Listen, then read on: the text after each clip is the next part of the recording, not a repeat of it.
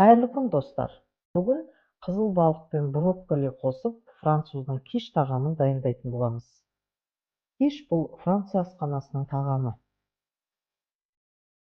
Әуелі пешке арналған ыдыстың түбіне пергамент қағазын төсеп, жан-жағына түбіне сары майды жағып шығамыз. Қамырымызды дайындап аламыз, немесе дайын қатпарлы қамырды пайдаланамыз. Вилкамен қамырды шаншып тесіктер жасап аламыз. Содан соң ұсақтап турап дайындап алған қызыл балығымызды қамырдың бетіне саламыз.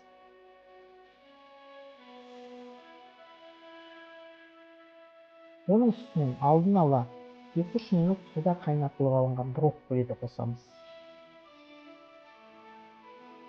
Содан соң 200 мл сливкиді алып, үстінен 2 жұмыртқаны жарып саламыз. Тұз, бұрыш сеуіп араластырамыз.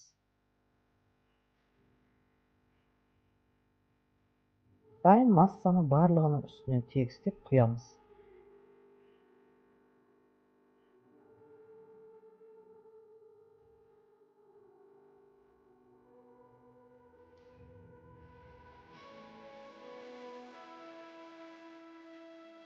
градуста қызып тұрған духовкаға салып, 35-40 минуттай пісіріп аламыз.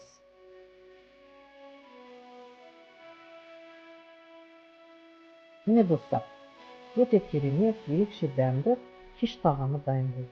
Сүйікті рецепттерімнің бірі. Міндетті түрде жасап көріңіздер. Видеоны аяғына дейін көргендеріңізге рахмет. Каналыма жазылып, лайк қоюды, комментарий жазуды ұмытпаңыздар. Келесі кездескенше аман болыңыздар.